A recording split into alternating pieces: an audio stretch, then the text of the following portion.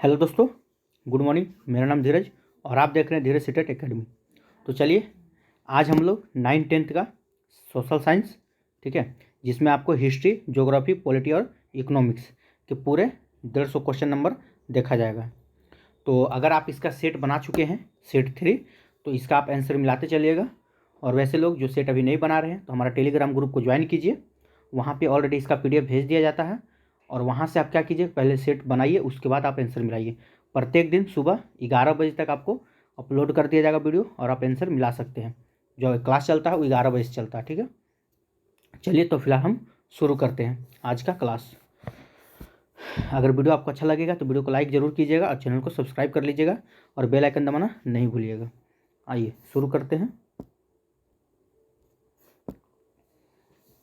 चलिए, तो set number 3 से चलिए, तो सबसे पहले हम शुरू करते हैं हिस्ट्री से, ठीक है। जिसका जो सब्जेक्ट होगा अपना आंसर मिलाते चलिएगा। तो हम लोग शुरुआत करते हैं हिस्ट्री। आइए, इतिहास से। चलिए, तो पहला प्रश्न आप देख सकते हैं 71 नंबर में है कि औरंगजेब ने किस सिख गुरु की हत्या करवाई थी, ठीक है। तो औरंगजेब ने किस सिख गुरु की हत्या करवाई थी, तो इसका राइट आंसर क्या हो जाएगा। चलिए आंसर करते चलिएगा। तो इसका आपका राइट आंसर हो जाएगा 71 का ऑप्शन नंबर बी, ठीक है, गुरु तेग बहादुर की। गुरु तेग बहादुर सिख के कितवें नंबर के गुरु थे, तो याद रखिएगा गुरु तेग बहादुर 9वें नंबर के गुरु थे, ठीक है। और गुरु तेग बहादुर की मृत्यु कब हुई थी, तो इनका मृत्यु 1675 ईस्वी में हुआ था, याद रखिएगा, ठीक है। अगर हम बात करें गुरु अर्जुन देव की, तो गुरु अर्जुन देव की हत्या किसने करवाया था, तो जहांगीर ने, ठीक है। किसने करवाया था, तो जहांगीर ने, याद रखिएगा। गुरु अर्जुन देव की हत्या किसने करवाया था, जहांगीर ने। कब, तो ये भी याद रखिएगा 1606 में, ठीक है। याद रखिएगा गुरु अर्जुन देव के नंबर के गुरु थे, तो ये आपका 5वें नंबर के गुरु थे। इतना फैक्ट इसमें याद रखिएगा। चलिए अगला क्वेश्चन क्यों चलता है, क्वेश्चन नंबर 72 में क्या है। आइए, निम्नलिखित विद्वानों में से हड़प्पा सभ्यता का सर्वप्रथम खोजकर्ता कौन था, ठीक है। तो हड़प्पा सभ्यता का सर्वप्रथम खोजकर्ता कौन था, ठीक है। तो ये हो जाएगा आपका right answer option number C, ठीक है, दयाराम साहनी। और हड़प्पा सभ्यता कब खोजा गया था, तो याद रखिएगा 1921 में, ठीक है। और मोहनजोदड़ो का अगर पूछेगा तो वो हो जाएगा 1922 में, ठीक है। और उसका कौन थे मोहनजोदड़ो के खोजकर्ता, तो रखाल दास बनर्जी। यहाँ आपसे हड़प्पा सभ्यता पूछ रहा है, तो हड़प्पा सभ्यता कौन हो जाएंगे, दयाराम साहनी।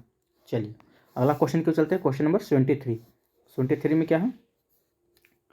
निम्नलिखित में से प्राचीन विश्वविद्यालय कौन था, ठीक है। तो प्राचीन विश्वविद्यालय के नाम से किसे जाना जाता है, तो नालंदा विश्वविद्यालय एक प्राचीन विश्वविद्यालय है, ठीक है।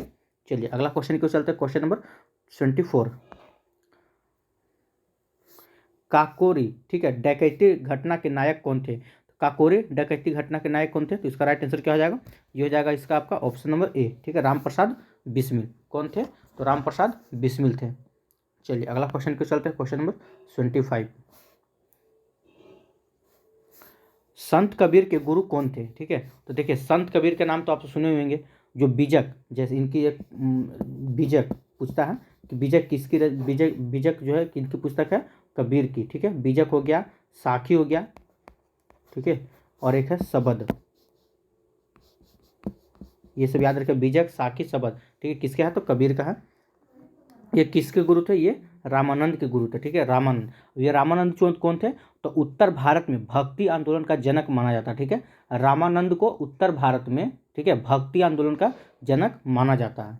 चलिए क्वेश्चन नंबर 26 को चलते हैं। 26 में क्या है, अच्छा, निम्नलिखित में से, ठीक है, किसने लखनऊ में सन 1857 के विद्रोह का नेतृत्व किया था। तो लखनऊ से कौन थे, तो लखनऊ से आपको पता होगा बेगम हजरत महल थे, ठीक है। ऑप्शन नंबर ए आपका राइट आंसर हो जाएगा। रानी लक्ष्मीबाई कहाँ से थे, तो झांसी के थी, ठीक है। चलिए क्वेश्चन नंबर 77 के चलते हैं। 77 में क्या है, अकबर ने पंचमहल का निर्माण जो खंभों के लिए विख्यात है, ठीक है, कहाँ किया था। तो पंचमहल का निर्माण कहाँ किया था अकबर ने, 77 का राइट आंसर क्या हो जाएगा, ये हो जाएगा आपका फतेहपुर सीकरी में, ठीक है, फतेहपुर सीकरी। और अकबर जो था फतेहपुर सीकरी को राजधानी कब बनाया था, तो याद रखिए 1571 में अकबर जो था, ठीक है, फतेहपुर सीकरी की राजधानी कब बनाया अपना, तो 1571 में बनाया था। चलिए क्वेश्चन नंबर 28 क्यों चलते हैं। 28 में क्या है, देखिए, ईसा पूर्व 2वीं शताब्दी अंत आसपास में कागज बनाने की कला को किसने खोजा, ठीक है। तो कागज बनाने की कला को किसने खोजा था, तो चीनियों ने, ठीक है, कागज बनाने की कला को चीनियों ने खोजा था। चलिए 29 नंबर क्वेश्चन क्यों चलते हैं। 29 में क्या है, सिंध को अंग्रेज ने कब अधिकृत किया? ठीक है, तो सिंध को अंग्रेज ने कब अधिकृत किया? तो 79 का राइट आंसर क्या हो जाएगा? ये हो जाएगा आपका ऑप्शन नंबर बी। ठीक है, 1843 में किया था। चलिए क्वेश्चन नंबर 80 के चलते हैं। 1853 ईस्वी में लॉर्ड डलहौजी ने जो पहली टेलीग्राफ लाइन शुरू की वह किसके किसके बीच में था? आपको पता होगा, ठीक है, कि पहली टेलीग्राफ लाइन की शुरुआत लॉर्ड डलहौजी ने किया था। कब किया था? तो 1853 में किया था। और किसके किसके बीच में जब पूछा जाए तो क्या हो जाएगा? ऑप्शन नंबर सी आपका हो जाएगा, कलकत्ता से आगरा के बीच में। ठीक है, किसके किसके बीच में? तो कलकत्ता से आगरा के बीच में शुरू हुआ था। चलिए 81 नंबर क्वेश्चन रखते हैं। 81 में क्या है? 1909 ईस्वी में मार्ले मिल्टो सुधार किस कारण से विख्यात है? ठीक है, तो 1909 ईस्वी में मार्ले मिल्टो सुधार जो था किस कारण से विख्यात है? तो इसका राइट आंसर क्या हो जाएगा? ये हो जाएगा आपका पृथक निर्वाचक मंडल से विख्यात है। ठीक है, ऑप्शन नंबर ए आपका राइट आंसर हो जाएगा। चलिए क्वेश्चन नंबर 82 की ओर चलते हैं। 82 में क्या है कि तिरंगे को राष्ट्र ध्वज के रूप में, ठीक है, कब स्वीकार किया गया? तो तिरंगे को राष्ट्र ध्वज के रूप में कब स्वीकार किया गया था? तो याद रखिए लाहौर कांग्रेस अधिवेशन में। ठीक है, तो लाहौर कांग्रेस अधिवेशन कब हुआ था? तो याद रखिएगा 1929 में। ठीक है, 1929 में तिरंगे को राष्ट्र ध्वज के रूप में स्वीकार किया गया।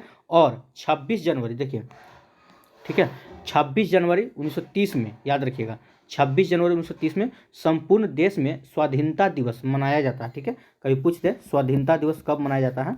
ठीक है, स्वाधीनता दिवस कब मनाया जाता है? तो 26 जनवरी को। ठीक है, ये बात याद रखिएगा। ठीक है, और सबसे पहले झंडा कब फहराया गया था? तो 26 जनवरी को, याद रखिएगा। ठीक है, 26 जनवरी 1930 में, ठीक है, आपका स्वतंत्रता संपूर्ण देश में स्वाधीनता दिवस मनाया गया था। और 26 जनवरी को ही सबसे पहले झंडा फहराया गया था। ठीक है, चलिए क्वेश्चन नंबर 83 को चलते। 83 में क्या है?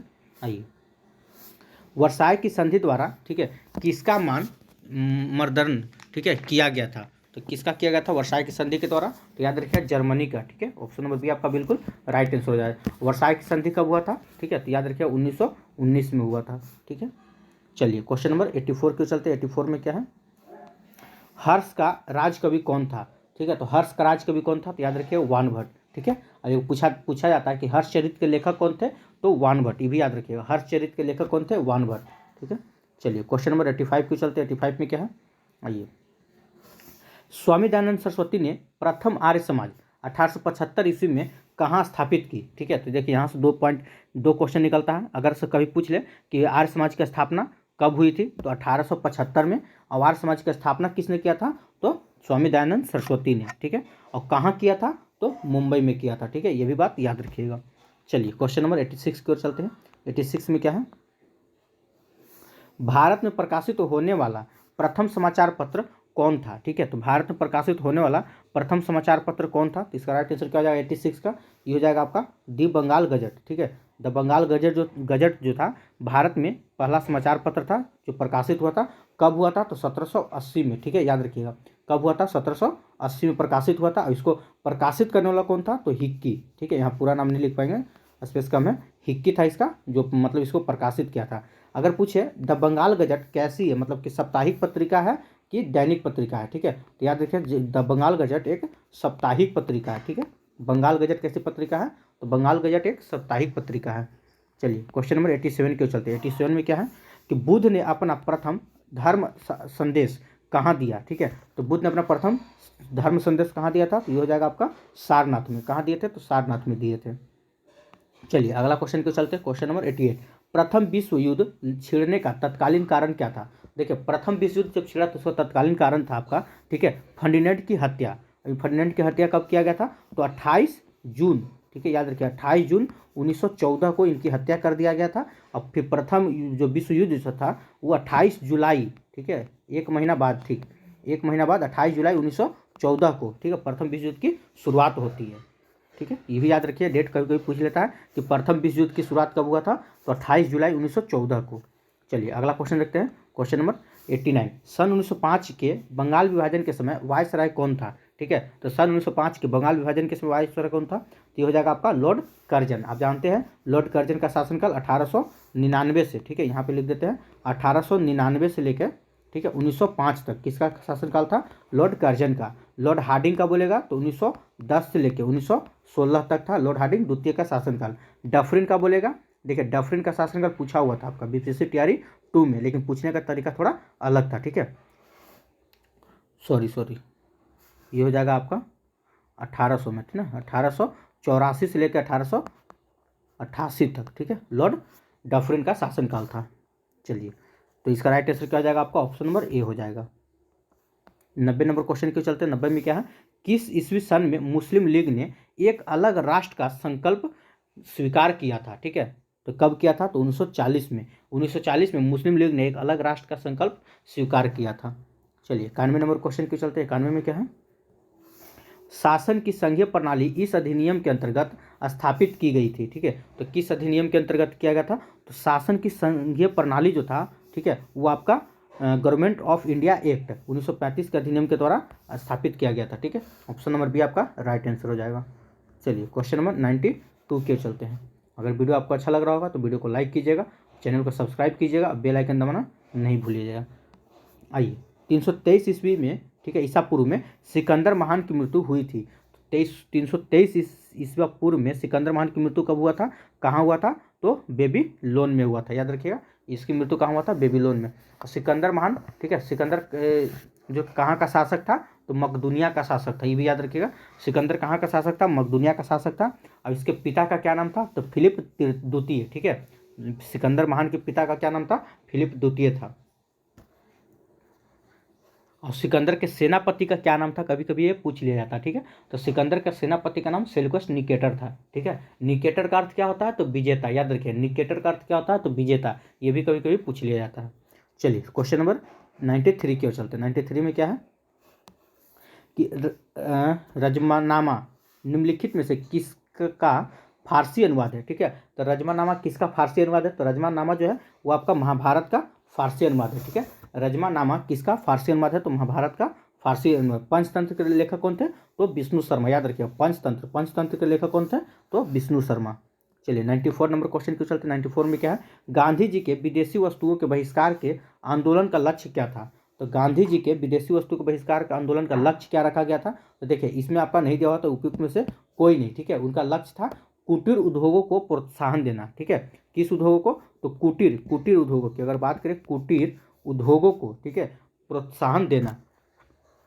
चलिए क्वेश्चन नंबर 95 को चलते हैं। 95 में क्या है कि भारत में समुद्री मार्ग की खोज किसने किया था, सबको पता है। ठीक है, कब किया गया था, तो 17 मई, याद रखिएगा 17 मई 1498 को किसने किया था, वास्को डिगामा ने। ठीक है, बाय डेट याद रखिए 17 मई 1498 को।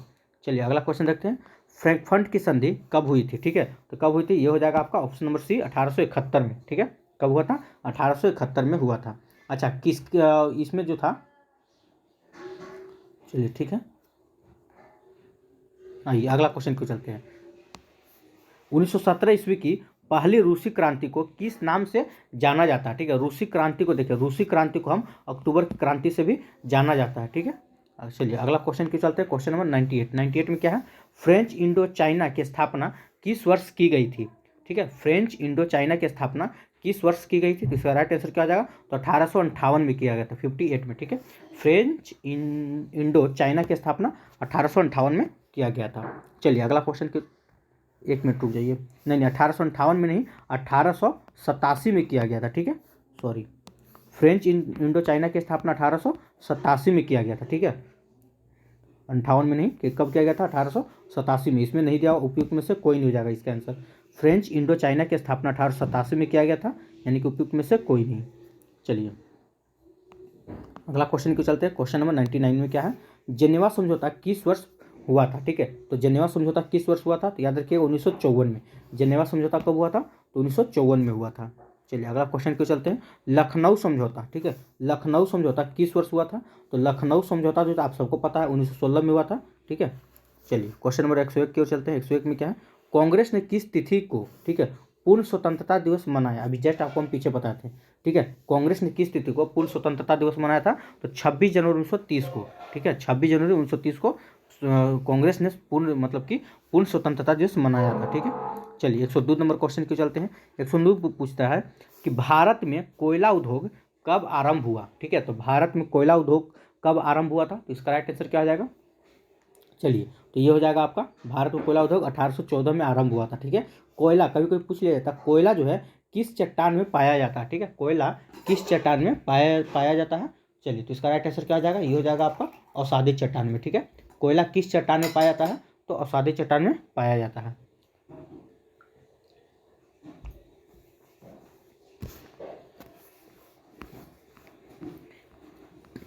चलिए, क्वेश्चन नंबर 103 क्यों चलते हैं।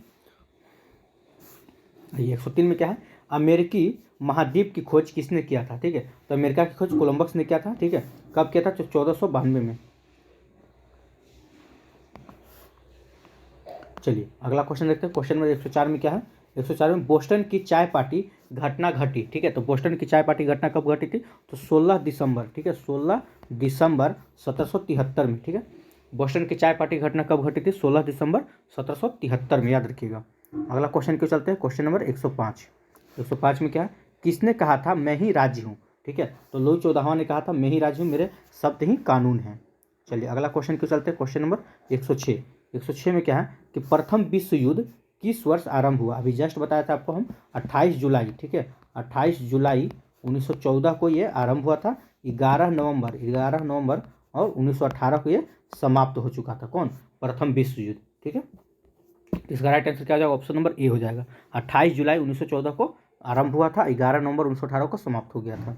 चलिए, मिन कैम्फ का लेखक कौन है। ठीक है, तो इसके लेखक कौन है, तो हिटलर। इसके लेखक कौन है, तो हिटलर है। ठीक है, चलिए अगला क्वेश्चन देखते हैं। 108 नंबर में क्या है, आइए 108 नंबर है कि भारतीय वन अधिनियम पारित हुआ। तो भारतीय वन अधिनियम कब पारित हुआ था, ठीक है, तो याद रखिएगा 1865 में। भारतीय वन अधिनियम कब पारित हुआ था, 1865 में पारित किया गया था। अगला क्वेश्चन देखते हैं। क्वेश्चन नंबर 109 में क्या है, वास्को डिगामा भारत कब आया था। ठीक है, तो वास्को डिगामा भारत कब आया था, तो इसका राइट आंसर क्या हो जाएगा। ठीक है, अभी जस्ट आपको हम ऊपर बताए हैं वास्को डिगामा भारत कब आया था, तो 1498 में। बाई डेट याद रखना है 17 मई। ठीक है, बाई डेट में 17 मई याद रखना है। चलिए, अभी आया था सबसे पहले किसके दरबार में गया था, तो जमुरीन। ठीक है, जमुरीन के दरबार में आया था। कौन, वास्को डिगामा, ये भी याद रखिएगा। आइए 110 नंबर क्वेश्चन को चलते हैं। निम्नलिखित में से किसने सर्वप्रथम भारत के साथ व्यापार संबंध स्थापित किया। तो देखिए, भारत के साथ सर्वप्रथम व्यापार संबंध किसने स्थापित किया था, तो पुर्तगाली ने। ठीक है, ऑप्शन नंबर आपका ये बिल्कुल राइट हो जाएगा। तो इस प्रकार से हम लोग इतिहास खत्म कर चुके हैं। अब चलते हैं भूगोल में। ठीक है, आइए भूगोल में आते हैं। देखिए, भूगोल में आपका पहला प्रश्न है। ठीक है, बिहार क्षेत्र में आए भूकंप में सबसे ज़्यादा विनाशकारी भूकंप किस वर्ष आया था। ठीक है, तो बिहार में सबसे ज़्यादा विनाशकारी भूकंप जो था किस वर्ष आया था, तो याद रखिएगा 1934 में आया था। ठीक है, सबसे ज़्यादा भयंकर भूकंप आया था 1934 में बिहार में। चलिए, अगला क्वेश्चन देखते हैं। क्वेश्चन नंबर 72 में क्या है, संयुक्त राज्य अमेरिका द्वारा जापान के हिरोशिमा नगर पर परमाणु बम कब गिराया गया था। देखिए, हिरोशिमा की बात करेगा तो याद रखिएगा 6 अगस्त 1945 को हिरोशिमा पर गिराया गया था। और नागासाकी पे बोलेगा तो 9 अगस्त 1945 को नागासाकी पे गिराया गया था। तो इसका आपका राइट आंसर क्या हो जाएगा, हिरोशिमा पूछ रहा तो 6 अगस्त 1945। चलिए, 73 नंबर क्वेश्चन क्यों चलते हैं। 73 में क्या है, निम्नांकित में से क्षेत्रफल की दृष्टि से बिहार का सबसे बड़ा जिला कौन है। तो देखिए, बिहार का सबसे बड़ा जिला पूछेगा तो याद रखिए पश्चिमी चंपारण। ठीक है, बिहार का सबसे बड़ा जिला कौन है, तो पश्चिमी चंपारण बिहार का सबसे बड़ा जिला है। ठीक है, चलिए 74 नंबर क्वेश्चन क्यों चलते हैं। 74 में क्या है, बिहार राज्य में कितने प्रमंडल में 4 जिले से अधिक जिले शामिल हैं। ठीक है, तो बिहार राज्य में कितने प्रमंडल में 4 जिले से अधिक जिले मतलब शामिल है। ठीक है, तो 74 का राइट आंसर क्या आ जाएगा, तो याद रखिए 4 प्रमंडल में। ठीक है, 4 प्रमंडल में 4 जिले से अधिक जिले शामिल है। चलिए, हीराकुंड परियोजना किस नदी पर है, तो हीराकुंड परियोजना किस नदी पर है, तो हम जानते हैं महानदी पे। ठीक है, महानदी कहाँ है, तो उड़ीसा में। ठीक है, अगला क्वेश्चन देखते हैं। क्वेश्चन नंबर 26 में क्या है कि गंगा नदी के 2 प्रमुख स्रोत क्या हैं। तो गंगा नदी के 2 प्रमुख स्रोत है, कौन कौन है। ठीक है, तो याद रखिएगा, तो गंगा नदी के 2 प्रमुख स्रोत भागीरथी और अलकनंदा। ठीक है, भागीरथी और अलकनंदा गंगा नदी के 2 प्रमुख स्रोत हैं। ठीक है, चलिए क्वेश्चन नंबर 27 क्यों चलते हैं। 27 में क्या है, केंद्रमुख की खानों से उत्पादित लो अयस्क कहाँ से निर्यात होता है। ठीक है, तो कहाँ से निर्यात होता है, तो मंगलोर से। याद रखिएगा कहाँ से होता है, मंगलोर। मंगलोर किस राज्य में पड़ता है, तो कर्नाटक में। ठीक है, मंगलोर जो है किस राज्य में पड़ता है, तो कर्नाटक में। याद रखिए मंगलोर आपका कर्नाटक में पड़ता है। चलिए, अगला क्वेश्चन देखते हैं। 2 सागरों तथा जलाशयों को जोड़ने वाली सक्रिय जल पट्टी को क्या कहते हैं? दो सागरों तथा जलाशयों को जोड़ने वाली सक्रिय, ठीक है, जल पट्टी को क्या कहते हैं? तो जल डमरू मध्य कहते हैं, ठीक है। ऑप्शन नंबर बी आपका बिल्कुल राइट आंसर हो जाएगा। चलिए 79 नंबर क्वेश्चन के चलते। 79 में क्या है? भूकंप की तीव्रता मापने के पैमाने को क्या कहा जाता है? ठीक है, तो भूकंप की तीव्रता मापने के पैमाने को क्या कहा जाता है? तो 79 का राइट आंसर क्या हो जाएगा? ये हो जाएगा आपका रिएक्टर स्केल, ठीक है। ऑप्शन नंबर बी आपका बिल्कुल राइट आंसर हो जाएगा। चलिए क्वेश्चन नंबर 80 के चलते हैं। 80 में क्या है? जिम कॉर्बेट राष्ट्रीय अभ्यारण्य कहाँ स्थित है? तो जिम कॉर्बेट राष्ट्रीय अभ्यारण्य कहाँ स्थित है? 80 का राइट आंसर क्या हो जाएगा? ये हो जाएगा आपका उत्तरांचल। उत्तरांचल बोले तो उत्तराखंड में, ठीक है।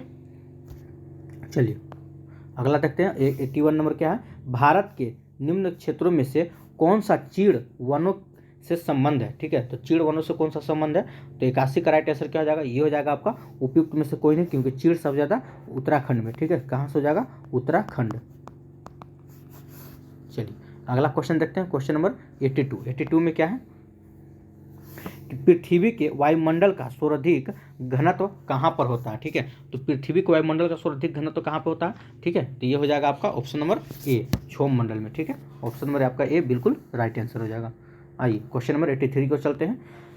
अगर वीडियो आपको अच्छा लग रहा होगा तो वीडियो को लाइक कीजिएगा, चैनल को सब्सक्राइब कीजिएगा और बेल आइकन दबाना नहीं भूलिएगा। और किसी भी प्रकार का अगर एनसीईआरटी या एससीईआरटी नोट्स के लिए, ठीक है, एनसीईआरटी या एससीईआरटी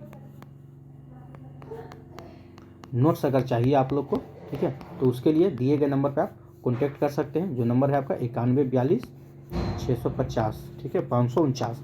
इस नंबर पे आप व्हाट्सएप SMS कर सकते हैं, फ़ोन नहीं करना, ठीक है। फ़ोन कीजिएगा, हम रिसीव नहीं करेंगे, ठीक है। इस नंबर पे आप कॉन्टैक्ट कर सकते हैं। चलिए अगला चलते हैं क्वेश्चन नंबर 83 की ओर। 83 में क्या है?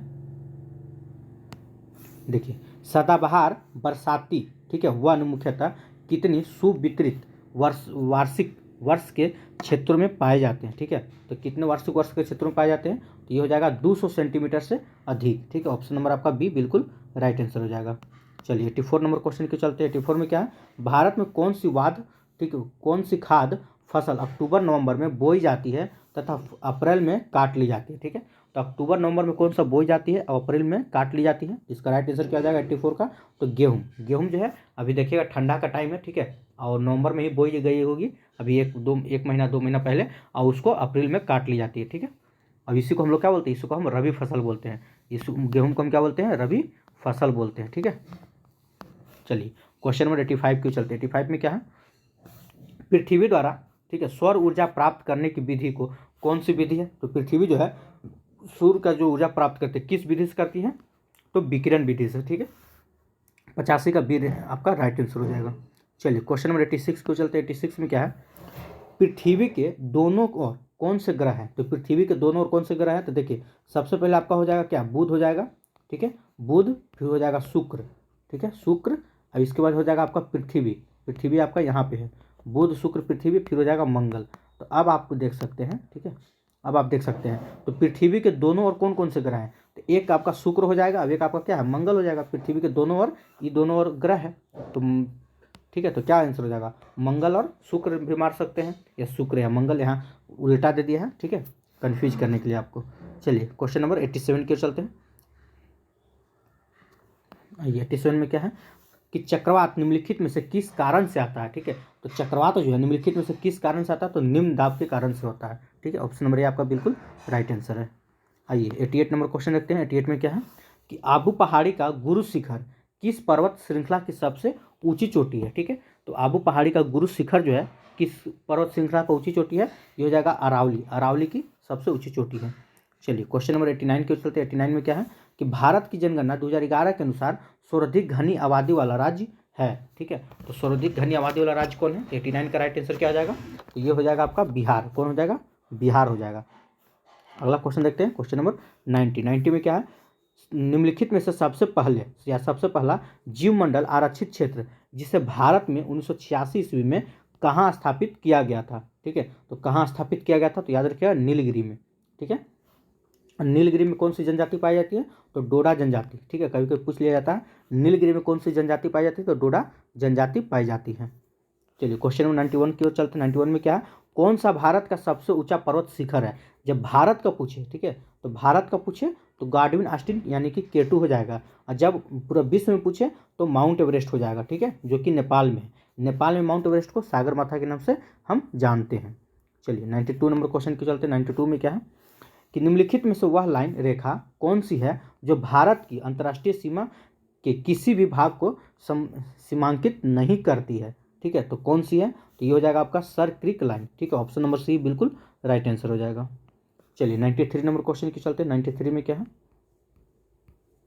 आइए, तांबा अयस्कों के लिए विख्यात क्षेत्र खेतड़ी, ठीक है, निम्नलिखित में से किस राज्य में स्थित है, तो खेतड़ी कहाँ स्थित है, तो याद रखिएगा राजस्थान में, ठीक है, ऑप्शन नंबर सी आपका बिल्कुल राइट आंसर हो जाएगा। आइए 94 नंबर क्वेश्चन को चलते हैं। 94 में क्या है, विश्व में सबसे बड़ा विख्यात डेल्टा है, तो विश्व में सबसे बड़ा विख्यात डेल्टा कौन है, तो ये हो जाएगा आपका, कौन हो जाएगा राइट 94 का, तो ऑप्शन नंबर ए हो जाएगा, ठीक है, गंगा ब्रह्मपुत्र का डेल्टा। तो गंगा ब्रह्मपुत्र का डेल्टा जो है विश्व में सबसे बड़ा डेल्टा है, ठीक है। चलिए क्वेश्चन नंबर 95 को चलते हैं। 95 में क्या है, तो भारत में ग्रीष्मकालीन मानसून में निम्नलिखित में से कहाँ वर्षा होती है, ठीक है, तो ग्रीष्मकालीन मानसून में कहाँ वर्षा होती है, तो 95 का राइट आंसर हो जाएगा पश्चिमी घाट पर होती है, ठीक है, ऑप्शन नंबर बी आपका बिल्कुल राइट आंसर हो जाएगा। चलिए क्वेश्चन नंबर 96 को चलते हैं कि डांडिया किस राज्य का लोक नृत्य है, ठीक है, तो डांडिया किस राज्य का हो जाएगा, तो डांडिया आपका गुजरात का हो जाएगा। डांडिया, गरबा, ठीक है, ये सब गुजरात का है। गरबा भी पूछेगा तो गुजरात, ठीक है। चलिए आगे देखते हैं, विली विली का अभिप्राय क्या है, तो विली विली का अभिप्राय है आपका ऑस्ट्रेलिया के निकट उष्णकटिबंधीय चक्रवात से है, ठीक है, तो विली विली चक्रवात है जो किस देश में आता है, तो ऑस्ट्रेलिया में, ठीक है, किस प्रकार का, तो उष्णकटिबंधीय चक्रवात है, ठीक है, ऑप्शन नंबर ए आपका बिल्कुल राइट आंसर हो जाएगा। चलिए 98 नंबर क्वेश्चन को चलते हैं। 98 में क्या है, अधिकेंद्र शब्द निम्नलिखित में से किससे संबंधित है, तो अधिकेंद्र शब्द जो है ना वो आपका भूकंप से संबंधित है, ठीक है, अधिकेंद्र शब्द किससे संबंधित है, तो भूकंप से संबंधित है। चलिए 99 नंबर क्वेश्चन को चलते हैं। 99 में क्या है, देखिए, कुल फसल प्रतिशत के रूप में भारत का खाद्यान्न का उत्पादन कितना है, ठीक है, तो भारत का इसमें कितना है, तो 70%। भारत इसमें 70% उत्पादन करता है। चलिए क्वेश्चन नंबर 100 के चलते। 100 में क्या है, किस राज्य में, ठीक है, सीढ़ी नुमा खेती प्रचलित है, तो कौन सा राज्य में है, तो उत्तराखंड में सीढ़ी नुमा खेती की जाती है। चलिए अगला क्वेश्चन देखते हैं। क्वेश्चन नंबर 101 में क्या है, चिपको आंदोलन से संबंधित व्यक्ति कौन है, तो चिपको आंदोलन से आपका हो जाएगा सुंदरलाल बहुगुण, ठीक है, ऑप्शन नंबर ए बिल्कुल राइट आंसर हो जाएगा। चलिए 102 नंबर क्वेश्चन को चलते हैं। 102 में क्या है, किस प्रकार की चट्टानों में खनिज का जमाव परतों में मिलता है, ठीक है, तो किस प्रकार के चट्टानों में खनिज का जमाव जो है परतों में मिलता है, तो 102 का राइट आंसर क्या हो जाएगा, अवसादी चट्टान, ठीक है। कोयला किस चट्टान का उदाहरण है, तो याद रखिए अवसादी चट्टान का उदाहरण है। चलिए 103 नंबर क्वेश्चन को चलते हैं। अगर वीडियो अच्छा लग रहा होगा तो वीडियो को लाइक कीजिएगा, चैनल को सब्सक्राइब कीजिएगा, बेल आइकन दबाना नहीं भूलिएगा। भारत में टेलीफोन सेवा, ठीक है, कब आरंभ किया गया था, तो याद रखिए भारत में टेलीफोन सेवा कब आरंभ हुआ था, तो 1881 में, ठीक है, ऑप्शन नंबर ये आपका बिल्कुल राइट आंसर हो जाएगा। अगला क्वेश्चन को चलते हैं। Question number 104। 104 में क्या है, निम्नलिखित में से किस उद्योग के कारखानों की संख्या बिहार में सबसे अधिक है, तो सबसे अधिक में कौन सा, मतलब कि जो संख्या अधिक है कारखाना का, तो तंबाकू, ठीक है, तंबाकू का कारखाना बिहार में सबसे अधिक है। चलिए 105 नंबर क्वेश्चन की चलते हैं कि स्तर रंजन विधि में मानचित्र में नीले रंग से किस प्रकार के भाग को दिखाया जाता है, ठीक है, तो नीले रंग से किस प्रकार के भाग को दिखाया जाता है, तो नीले रंग को हम क्या क्या देखते हैं, जल को, यानी कि जलाशय को दिखाया जाता है। जल को तो ऑप्शन में आपको नहीं दिख रहा, तो ऑप्शन नंबर आपका हो जाएगा इनमें से कोई नहीं, ठीक है। चलिए 106 नंबर क्वेश्चन को चलते हैं। 106 में क्या, कर्क रेखा किस राज्य से होकर नहीं गुजरती है, देखिए भारत में कर्क रेखा 8 राज्यों से होकर गुजरती है, किससे नहीं गुजरती आपसे नहीं पूछा है, तो महाराष्ट्र से नहीं गुजरती है। चलिए क्वेश्चन नंबर 107 को चलते हैं। 107 में क्या है, अरावली और विंध्याचल के बीच में कौन सा पठार है, ठीक है, अरावली और विंध्याचल के बीच में कौन सा पठार है, तो क्या हो जाएगा, आइए ये हो जाएगा आपका 107 का राइट आंसर हो जाएगा, ठीक है, मालवा का पठार, ठीक है। चलिए क्वेश्चन नंबर 108 नंबर पर चलते हैं। 108 में क्या है, भारत में सबसे अधिक जनसंख्या घनत्व किस राज्य में मिलता है, तो भारत में सबसे अधिक जनसंख्या घनत्व जो है, ठीक है, बिहार राज्य में मिलता है। बिहार का जनसंख्या घनत्व कितना है, 1102, ठीक है। आइए अगला क्वेश्चन पे चलते हैं। Question number 109। 109 में क्या है, नेपाल में गंडक नदी को किस नाम से पुकारा जाता है, तो नेपाल में गंडक नदी को, ठीक है, नेपाल में गंडक नदी को नारायणी नाम से, ठीक है, नारायणी नदी के नाम से पुकारा जाता है। चलिए अगला देखते हैं, भारत के साथ बांग्लादेश की सीमा रेखा कितनी लंबी है। तो भारत के साथ बांग्लादेश की सीमा रेखा कितनी लंबी है, तो इसका राइट आंसर क्या हो जाएगा, ये हो जाएगा आपका ऑप्शन नंबर बी, ठीक है, 4096। याद रखिएगा, भारत के साथ बांग्लादेश की सीमा रेखा कितनी है, तो 4096 है, ठीक है। चलिए अब अगला हम लोग का टॉपिक है, ठीक है, पॉलिटी। जो भी अगर जिनका ऑनर्स पॉलिटी है या सब्सिडियरी में पॉलिटी लिए हैं, ये अपना आंसर मिलाते चलिएगा।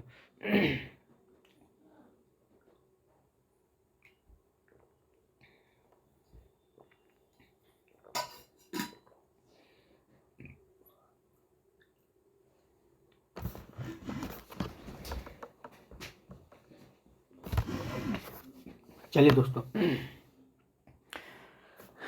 यहाँ शुरू करते हैं हम लोग। चलिए तो पहला प्रश्न क्या है, भारत में, ठीक है, भारत में महिलाओं के लिए आरक्षण की व्यवस्था, ठीक है, निम्नांकित में से किस संस्थान में की गई थी। तो भारत में आरक्षण की व्यवस्था जो थी किस संस्था में की गई थी, तो याद रखिएगा ये हो जाएगा आपका पंचायती राज किस संस्थान है, ठीक है। ऑप्शन नंबर सी आपका बिल्कुल राइट आंसर हो जाएगा। चलिए 112 नंबर क्वेश्चन की चलते हैं। 112 में क्या है, आइए, कि धर्मनिरपेक्ष राज्य के संबंध में कौन सा कथन गलत है, ठीक है। तो धर्मनिरपेक्ष राज्य के संबंध में कौन सा गलत कथन जो है वो गलत है। तो देखिए, राज्य का कोई एक अपना धर्म होता है, तो ये गलत है। राज्य का कोई एक अपना धर्म नहीं होता। जैसे बिहार राज्य में अगर आप रह रहे हैं, ठीक है, तो बिहार में कई धर्मों के लोग रहते हैं, हिंदू, मुस्लिम, सिख, ईसाई, सभी धर्म के लोग रहते हैं। तो यहाँ क्या बोल रहा है, एक धर्म के लोग रहते हैं, इसलिए आपका गलत हो जाएगा, ठीक है। चलिए 113 नंबर क्वेश्चन में चलते हैं। 113 में क्या है, आइए देखिए, स्विट्जरलैंड में महिलाओं को, ठीक है, मताधिकार देने कब प्राप्त हुआ था। स्विट्जरलैंड में पूछे तो कब हुआ था, तो 1971 में, ठीक है। स्विट्जरलैंड में कब हुआ था, तो 1971 में हुआ था। चलिए आगे देखते हैं। क्वेश्चन नंबर 114, क्या है, निम्नलिखित में से सही बयान कौन सा है। तो सही बयान कौन सा है, तो याद रखिएगा, ठीक है, लोकतांत्रिक व्यवस्था में, ठीक है, एक व्यक्ति की कई पहचान होती है। तो ये आपका बिल्कुल सही पहचान है, ठीक है। ऑप्शन नंबर सी बिल्कुल राइट आंसर हो जाएगा। चलिए 115 नंबर देखते हैं। 115 में क्या है, रंग भेद की नीति के विरुद्ध आवाज उठाने वाले कौन थे, ठीक है। तो रंग भेद के नीति के विरुद्ध आवाज उठाने वाले कौन थे, तो 115 का राइट आंसर क्या हो जाएगा, ये हो जाएगा आपका मार्टिन लूथर किंग। चलिए अगला क्वेश्चन क्यों चलते हैं। Question number 116। 116 में क्या है, कि उस संसदीय समिति को जो भारत के नियंत्रक महालेखा परीक्षक की रिपोर्ट की समीक्षा करती है उसे क्या कहा जाता है, ठीक है। तो उसे हम क्या कहते हैं, उसे हम लोक लेखा समिति कहते हैं। ऑप्शन नंबर सी आपका बिल्कुल राइट आंसर हो जाएगा।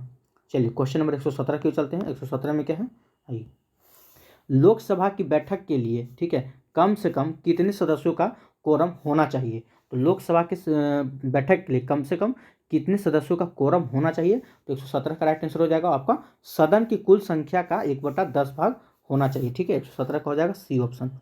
चलिए 118 नंबर क्वेश्चन देखते हैं। 118 में क्या है, कि संसदात्मक तथा अध्यात्मक के रूप में सरकारों की वर्गीकरण का आधार है, ठीक है। तो क्या आधार है, तो ये हो जाएगा आपका विधायिका कार्यपालिका संबंध है, ठीक है। ऑप्शन नंबर बी आपका बिल्कुल राइट आंसर हो जाएगा।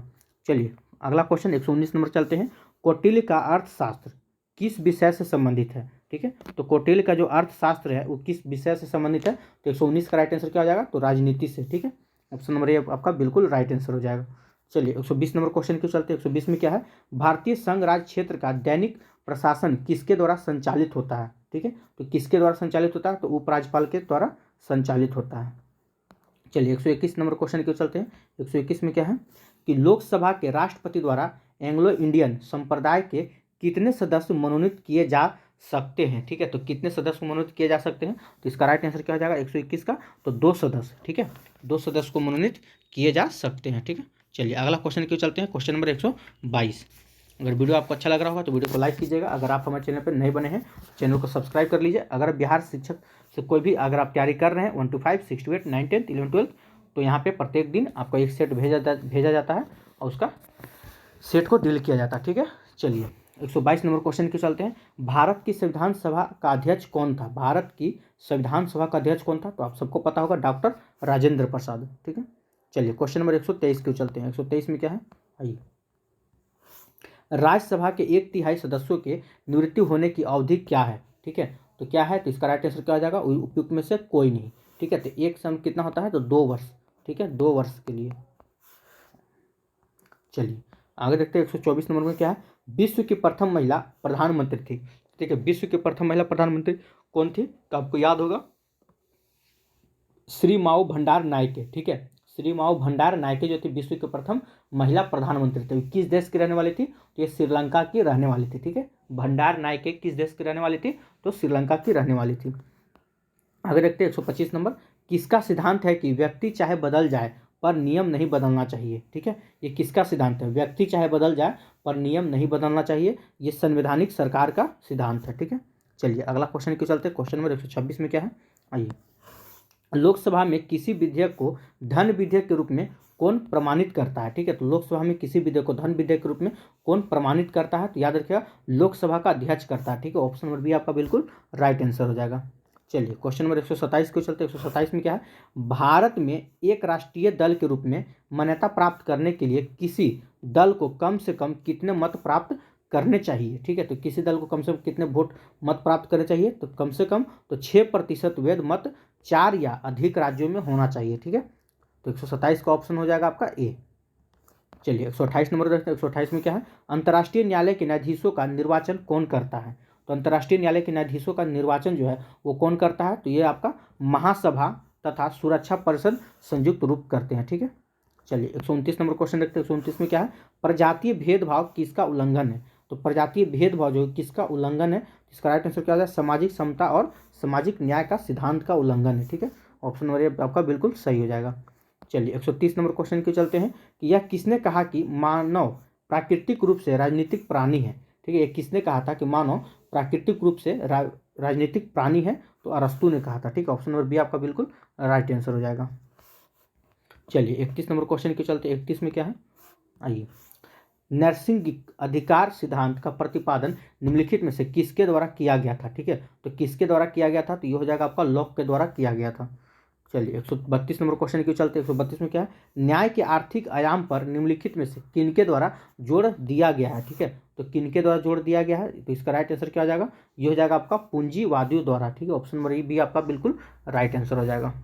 चलिए 133 नंबर क्वेश्चन देखते हैं। 133 में क्या है, निम्नलिखित में से किस स्थिति में बंदी प्रत्यक्षीकरण रिट जारी की जाती है। ठीक है, तो किस परिस्थिति में रिट जारी किया जाता है, तो 133 का राइट आंसर क्या आ जाएगा, तो देखिए दोषपूर्ण पुलिस नज़रबंदी पे। ठीक है, ऑप्शन नंबर सी आपका बिल्कुल राइट आंसर हो जाएगा।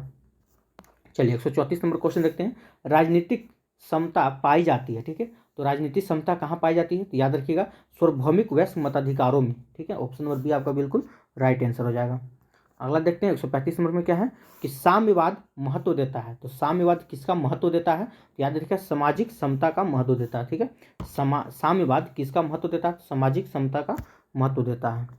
चलिए 136 नंबर क्वेश्चन को चलते हैं, राज्य विधानमंडल के अपर हाउस का सृजन या उन्मूलन करने की शक्ति निम्नलिखित में से किसमें निहित है। ठीक है, तो किसमें निहित है, तो इसका राइट आंसर क्या हो जाएगा, तो 136 का हो जाएगा आपका ऑप्शन नंबर, ठीक है, संसद। ठीक है, 136 का हो जाएगा आपका संसद में। चलिए 137 नंबर देखते हैं कि निम्नलिखित में से संविधान का वह अनुच्छेद कौन सा है जो जम्मू और कश्मीर के विशेष दर्जा प्रदान करता है, जिसे संविधान की सूची से हटा दिया गया। ठीक है, तो 137 का राइट आंसर क्या हो जाएगा, ये हो जाएगा आपका 370। ठीक है, चलिए अगला क्वेश्चन देखते हैं, भारत में वैध प्रभुता निहित है। ठीक है, तो किस में निहित है, तो 138 का हो जाएगा आपका संविधान में। ठीक है, चलिए 139 नंबर क्वेश्चन क्यों चलते हैं। 139 में क्या है कि निम्नलिखित कथनों में से कौन सा राजनीतिक सिद्धांत से संबंधित है। ठीक है, तो कौन सा राजनीतिक सिद्धांत से संबंधित है, तो 139 का क्या आ जाएगा, देखिए उपयुक्त में से एक से अधिक हो जाएगा, क्योंकि इसमें आपका तीनों का तीनों आ जाएगा। ठीक है, चलिए क्वेश्चन नंबर 140 को चलते हैं। अगर वीडियो आपको अच्छा लग रहा होगा तो वीडियो को लाइक कीजिएगा, चैनल को सब्सक्राइब कीजिएगा। अगर आप बीपीएससी टीआरई 3 का तैयारी कर रहे हैं तो हमारे चैनल को सब्सक्राइब कर लीजिए और बेल आइकन दबाना नहीं भूलिएगा। यहाँ प्रत्येक दिन आपको सेट चलता है। ठीक है, रात में सेट भेज दिया जाता है। ठीक है, और उसका दूसरा दिन 10:30 बजे से या 11 बजे तक आपको वीडियो अपलोड कर दिया जाता है। आइए 140 नंबर क्वेश्चन देख के चलते हैं कि निम्न इनमें कौन राजनीतिक सिद्धांत से संबंधित विषय है। देखिए राजनीतिक सिद्धांत से संबंधित विषय कौन सा है, तो सभी है। लोकतंत्र भी राजनीति का विषय है, समानता भी है, स्वतंत्रता भी है, यानी कि क्या हो जाएगा, उपयुक्त में से एक से अधिक हो जाएगा आपका।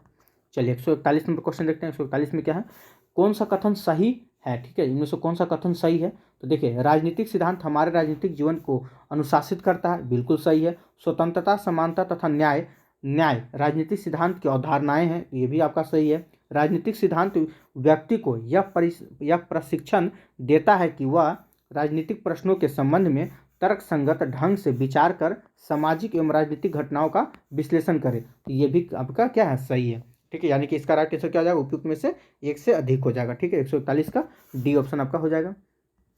चलिए 142 नंबर क्वेश्चन देखते हैं। 142 में क्या है, किसने कहा है कि नागरिक स्वतंत्रता उन अधिकारों और विशेषाधिकारों को कहते हैं जिनको राज्य अपने नागरिकों के लिए उत्पन्न करता है और रक्षा करता है। ठीक है, तो किसने कहा था, तो 142 का राइट आंसर क्या हो जाएगा, तो गेटेल ने। किसने कहा था, तो गेटेल ने कहा था। ठीक है, चलिए 143 नंबर क्वेश्चन की ओर चलते हैं। 143 में क्या है, धार्मिक स्वतंत्रता का अर्थ है। ठीक है, तो धार्मिक स्वतंत्रता का क्या अर्थ है, तो 143 का हो जाएगा आपका ऑप्शन नंबर 1। ठीक है, अपने विश्वास के अनुसार कोई भी धर्म स्वीकार करने की स्वतंत्रता। चलिए 144 नंबर क्वेश्चन क्यों चलते हैं। 144 में क्या है, भारतीय संघवाद को सहकारी संघवाद किसने कहा था। ठीक है, तो किसने कहा था, तो केसी हय्यर ने कहा था। चलिए 145 नंबर क्वेश्चन की ओर चलते हैं। अध्यात्मात्मक शासन का उदय सर्वप्रथम किस देश में हुआ, तो किस देश में हुआ था, 145 का राइट आंसर क्या हो जाएगा, तो संयुक्त राज्य अमेरिका में हुआ था। ठीक है, चलिए नेक्स्ट क्वेश्चन क्यों चलते हैं। क्वेश्चन नंबर 146 क्या है, कि सरकार का वर्गीकरण संसदीय तथा अध्यक्षीय रूप से किया जाता है। ठीक है, तो किसके रूप में किया जाता है, देखिए विधायिका तथा कार्यपालिका के बीच संबंध के आधार पर किया जाता है। ठीक है, तो इसका राइट आंसर हो जाएगा ऑप्शन नंबर आपका ए। चलिए अगला देखते हैं, क्वेश्चन नंबर 47 में क्या है, ठीक है, ये आपको मिलान करना है। ठीक है, देखिए राष्ट्रीय गीत, ठीक है, तो राष्ट्रीय गीत कौन सा था, तो क्या हो जाएगा, वंदे मातरम। राष्ट्रीय गीत हम लोग का क्या है, तो वंदे मातरम है। ठीक है, अच्छा राष्ट्रीय गान क्या है, तो जन गण मन है। ठीक है, और राष्ट्रीय प्रतीक, तो राष्ट्रीय प्रतीक क्या, अशोक का स्तंभ हो जाएगा। राष्ट्रीय नारा क्या है, तो सत्यमेव जयते हो जाएगा। ठीक है, तो इसे आप सब देख लीजिए। तो 1 का 2 और 2 का 4, चलिए देखते हैं 1 का 2 और 2 का 4 किस में है। आइए 1 का 2 2 का 4, चलिए देखिए 1 का 2 2 का 4 कहाँ है, तो 1 का 2 2 का 4 इसमें हो जाएगा। ऑप्शन नंबर सी आपका बिल्कुल राइट आंसर हो जाएगा।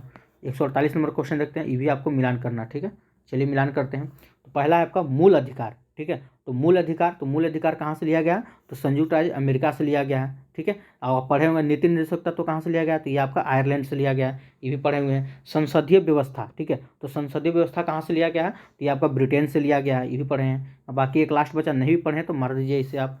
ठीक है, तो इसका राइट आंसर क्या हो जाएगा, तो ऑप्शन नंबर आप देख सकते हैं ए हो जाएगा। ठीक है, चलिए अगला देखते हैं 149 नंबर क्या है। 149 भारतीय संविधान की उद्देश्य प्रस्तावना को भारत के संप्रभु लोकतांत्रिक गणराज्य की जन्म कुंडली किसने कहा। ठीक है, तो जन्म कुंडली किसने कहा था, तो KMC मुंशी ने कहा था। ठीक है, ऑप्शन नंबर आपका ये बिल्कुल राइट आंसर हो जाएगा। चलिए 150 नंबर क्वेश्चन क्यों चलते हैं। 150 में क्या है, प्रस्तावना के अनुसार परम शक्ति किसके हाथ में होती है। ठीक है, तो प्रस्तावना के अनुसार जो परम शक्ति होती है वो जनता के हाथों में होती है। ठीक है, 150 का सी ऑप्शन हो जाएगा। चलिए इसके बाद हम लोग चलते हैं अर्थशास्त्र यानी कि इकोनॉमिक्स की ओर। तो जिनका भी इकोनॉमिक्स है, ठीक है, वो अपना आंसर मिलाते चलिएगा। अगर आप बनाए हैं तो अच्छी बात है, और नहीं तो रात में 8 बजे आपको भेज दिया जाता है सेट, आप बना लीजिए और सुबह में 11 बजे तक आंसर मिला लीजिए।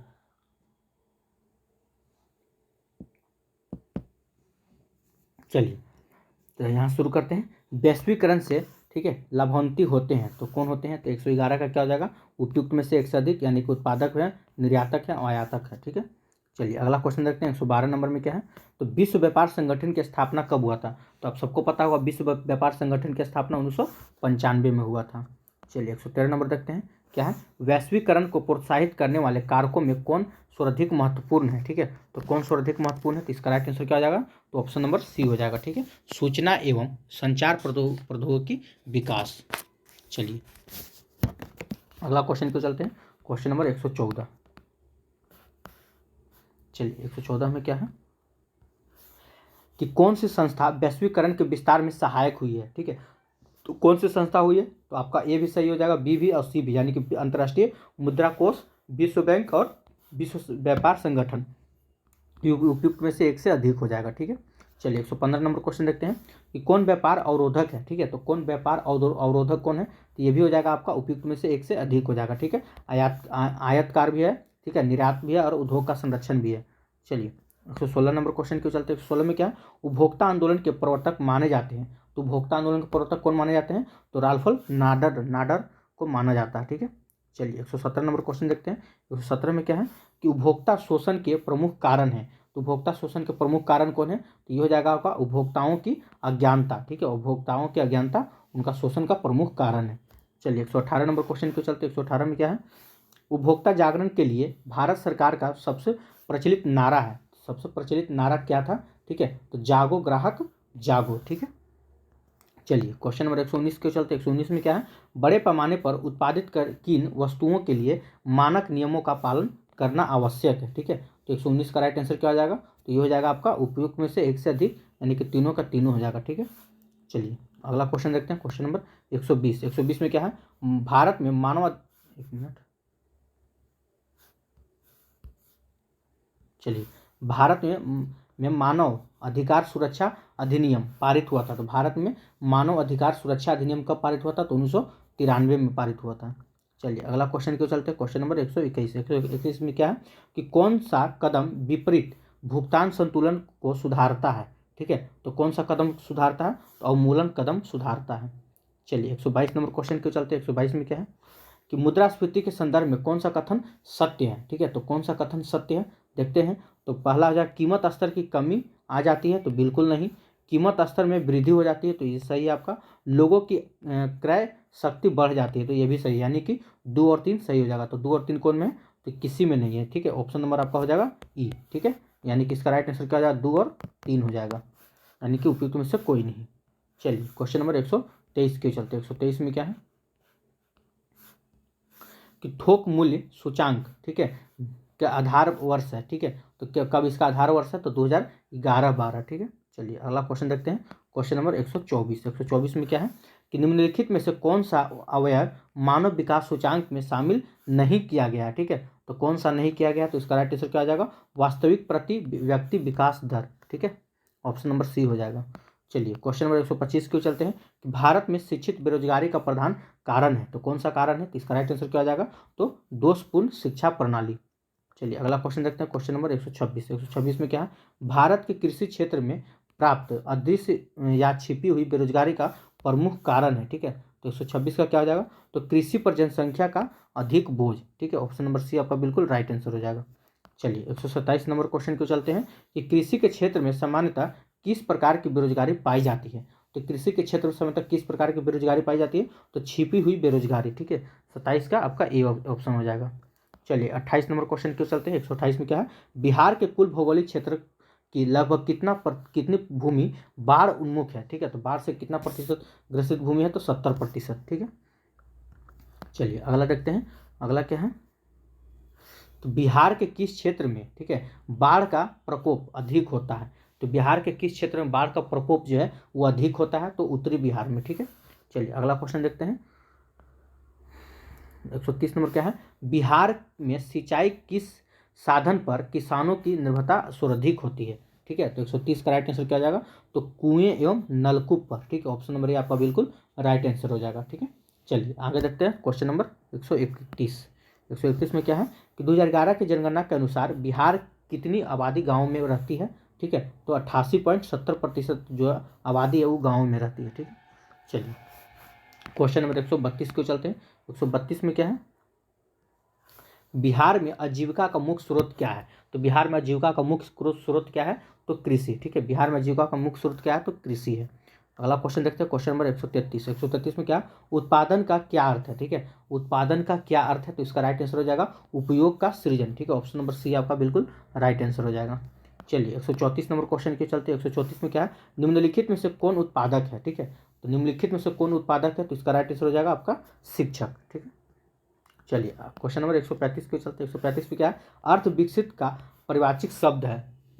अर्ध विकसित का परिवाचिक शब्द क्या है? तो निर्धन है। ठीक है, ऑप्शन नंबर बी आपका बिल्कुल राइट आंसर हो जाएगा। चलिए 136 नंबर क्वेश्चन देखते हैं। भारत की अर्थव्यवस्था कैसी है? तो भारत की अर्थव्यवस्था कैसी है? तो विकासोन्मुख है। ठीक है, ऑप्शन नंबर बी आपका बिल्कुल राइट आंसर हो जाएगा। चलिए 137 नंबर क्वेश्चन क्यों चलते हैं। 137 में क्या है? 2011 में देश की जनसंख्या हो गई थी। तो 2011 में देश की जनसंख्या 121 करोड़ थी। ठीक है, अगला क्वेश्चन देखते हैं, क्वेश्चन नंबर 138, जनसंख्या की दृष्टि से बिहार का स्थान कौन सा है? तो जनसंख्या की दृष्टि से बिहार का स्थान तृतीय स्थान पे है। ठीक है, चलिए अगला क्वेश्चन देखते हैं, क्वेश्चन नंबर 139। 139 में क्या है, परिवार नियोजन से जनसंख्या वृद्धि पर क्या असर हो सकता है? ठीक है, तो परिवार नियोजन से जनसंख्या वृद्धि पर क्या असर हो सकता है? तो 139 का राइट आंसर क्या हो जाएगा? ये हो जाएगा आपका नियंत्रित किया जा सकता है। ठीक है, चलिए 140 नंबर क्वेश्चन को चलते हैं। 140 में क्या है, तो वैश्वीकरण में कितने वाहक हैं? ठीक है, तो वैश्वीकरण में कितने वाहक हैं? तो 3 वाहक हैं। ठीक है, चलिए अगला क्वेश्चन देखते हैं, क्वेश्चन नंबर 141। तो 141 में क्या है, निजीकरण में किसे महत्व दिया जाता है? ठीक है, तो निजीकरण में किसे महत्व दिया जाता है? तो निजी क्षेत्र को महत्व दिया जाता है। ठीक है, चलिए अगला क्वेश्चन को चलते हैं, क्वेश्चन नंबर 142। 142 में क्या है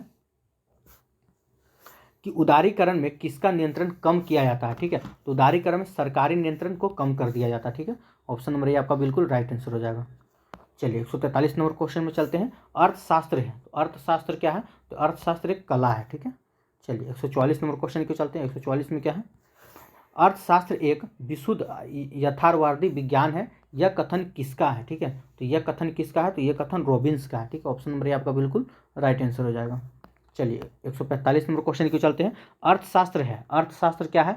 तो यथार्थवाद के साथ साथ आदर्शवादी विज्ञान भी है। ठीक है, चलिए अगला क्वेश्चन को चलते हैं, क्वेश्चन नंबर 146। 146 में क्या, व्यवसायिक बैंक का क्या तात्पर्य है? ठीक है, ये क्या कार्य है? तो व्यवसायिक बैंक का क्या कार्य है? तो 146 का राइट आंसर क्या हो जाएगा? तो याद रखिएगा, ग्राहकों की जमा स्वीकार करने के साथ साथ ऋण देना। ठीक है, ऑप्शन नंबर बी आपका बिल्कुल राइट आंसर हो जाएगा। चलिए अगला क्वेश्चन को चलते हैं, व्यवसायिक बैंक क्या है? ठीक है, तो व्यवसायिक बैंक, तो इसका राइट आंसर क्या हो जाएगा? ग्राहकों को उनकी जमा पर ब्याज देता है। ठीक है, ऑप्शन नंबर ए आपका बिल्कुल राइट आंसर हो जाएगा। चलिए 148 नंबर क्वेश्चन देखते हैं। 148 में क्या है, भारत के पूर्ण स्वामित्व वाले प्रथम भारतीय बैंक कौन है? ठीक है, तो कौन सा प्रथम भारतीय बैंक है? तो पीएनबी हो जाएगा। ठीक है, ऑप्शन नंबर बी आपका बिल्कुल राइट आंसर हो जाएगा। चलिए 149 नंबर क्वेश्चन को चलते हैं। 149 में क्या है कि भारतीय रिजर्व बैंक की स्थापना हुई थी। ठीक है, तो भारतीय रिजर्व बैंक, ठीक है, आरबीआई पूछ रहा है आपसे, तो ये हो जाएगा 1935 में। ठीक है, चलिए आज का लास्ट क्वेश्चन है आपका, क्वेश्चन नंबर 150। क्या है, किस देश का केंद्रीय बैंक है? ठीक है, तो किस देश का केंद्रीय बैंक है? तो इसका राइट आंसर क्या हो जाएगा? मौद्रिक। ठीक है, मौद्रिक तथा बैंकिंग प्रणाली के शिखर की संस्था, ये आपका केंद्रीय बैंक है। तो इस प्रकार से हम लोग आज 150 जो भी आपका जो 40 नंबर का जो पेपर था उसको कवर कर दिए। ठीक है, अभी जो हम लोग करेंगे सिर्फ 80 नंबर को ही कवर करेंगे, बाकी का आप 40 नंबर अब हिंदी इंग्लिश को छोड़ दीजिए। ठीक है, अभी वो करने की जरूरत नहीं है, अभी आप सिर्फ अपना सब्जेक्ट पर ध्यान दीजिए। ठीक है, उसके बाद उसमें जब नया सेट आता है तो उसको अच्छा से किया जाएगा। ठीक है, चलिए तो आज के लिए इतना ही। अगर वीडियो अच्छा लगा हो तो वीडियो को लाइक कीजिएगा, चैनल को सब्सक्राइब कीजिएगा और बेल आइकन दबाना नहीं भूलिएगा। ठीक है, और टेलीग्राम ग्रुप में जुड़ने के लिए वीडियो के डिस्क्रिप्शन में लिंक दिया हुआ है, वहाँ से आप जाकर ज्वाइन कर सकते हैं। ठीक है, चलिए तो आज के इतना ही। जय हिंद, जय भारत।